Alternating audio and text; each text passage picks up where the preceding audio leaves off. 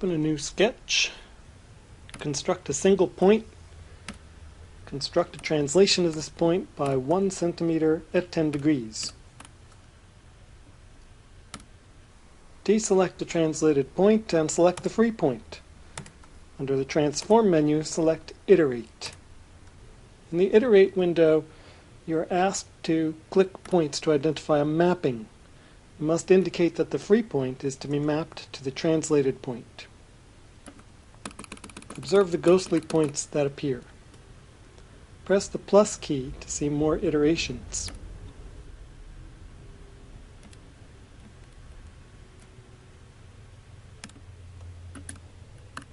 Press Ctrl-Shift-Z to undo everything and start with an empty sketch. Then press Ctrl-R twice to redo the construction of the free point and the construction of the translated point. Now you'll construct a non-point object that's a child of the free point. Activate the compass tool and click on the 2 points in succession to construct a circle.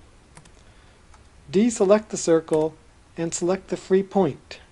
Under the Transform menu, select Iterate. The Iterate window will appear, map to the translated point as before, and press the plus key until you see about 20 iterations.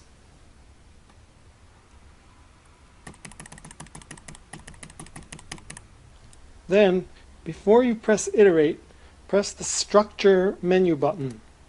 Check the option called Non-Point Images Only, then press Iterate.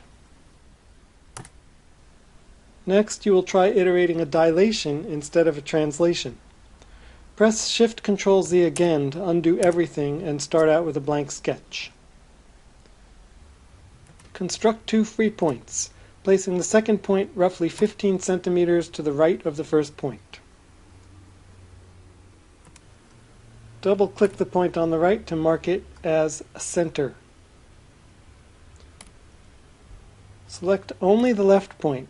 Under the Transform menu, select Dilate. Construct a circle by activating the compass tool and clicking on the left point and then the dilated point. Iterate the left point, mapping it to the dilated point. Display non-point images only, about 100 iterations.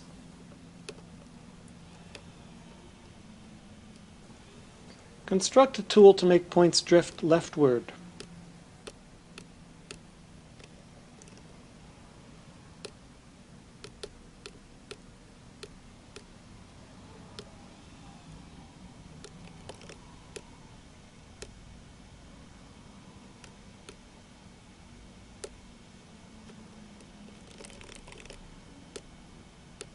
Test out the new tool. Clear away the rubble. Now use the tool.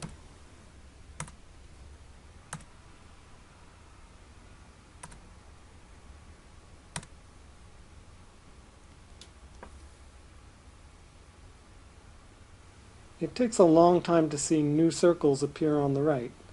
Also, this movement is going to get slower and slower. Now we'll work on a better solution. Press Ctrl-Z twice to undo the creation of the left button. Construct a free point within about 3 centimeters of the right point. Measure the distance between that point and the right point. Calculate an exponential quantity. Mark it as a scale factor. Mark the right point as the center. Dilate the newest free point.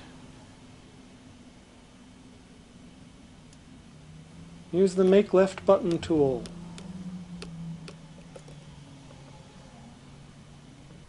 Select the dilated point and the left point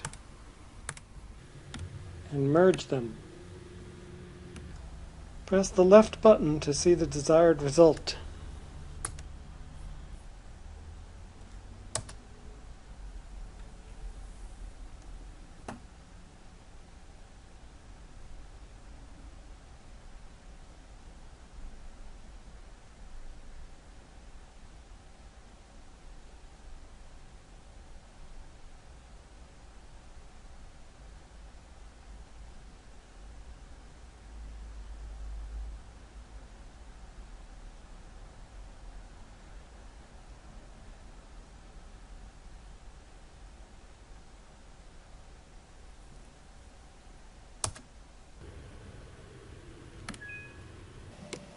Open a new sketch, choose Preferences under the Edit menu, and change the angle to directed degrees. Then construct a large circle defined by a pair of points, and place a point on that circle. Mark the central angle. Construct a new independent point and position it near the point constructed on the circle. Construct two new parameters, s equals 0.8 and n equals 7. Mark s as a scale factor and mark the center of the circle as a center of rotation and dilation. Now rotate and dilate the independent point.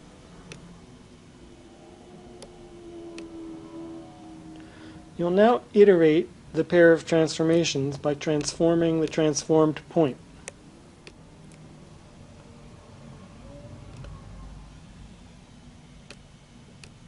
Now it is time to try gluing the independent point to the point constructed on the circle.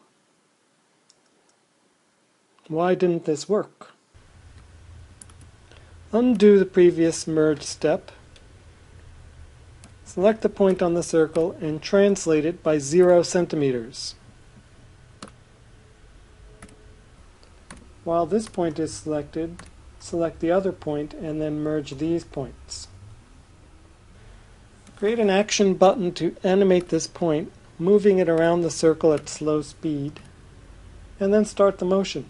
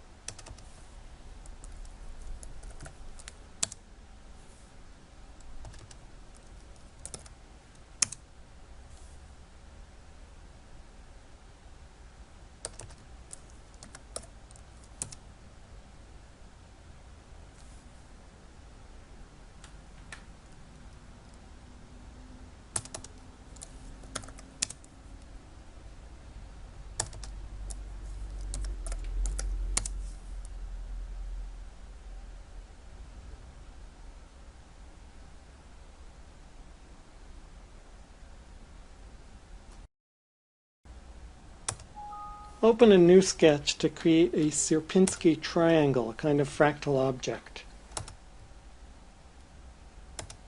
Using 3 free points, construct midpoints.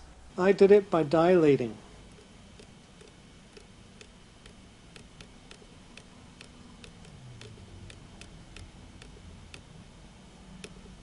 I labeled the points by selecting them in the correct order and using the display menu. Then I constructed a triangle interior. The next step is to make a slider control that will allow you to choose a value of n, the depth of iteration.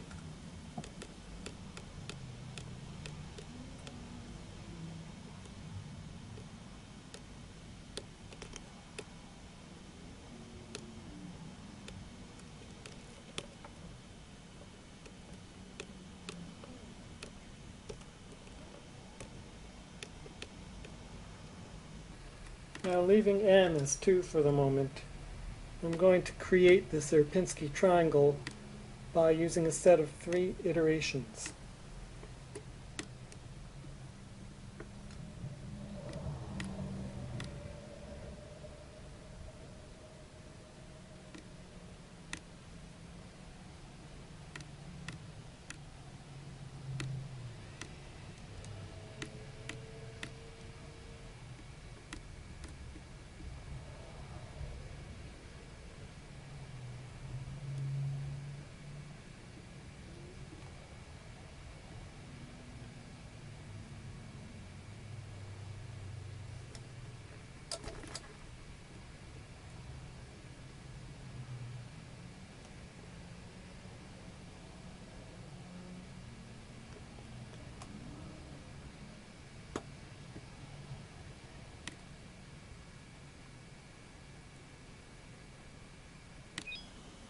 Final experiment.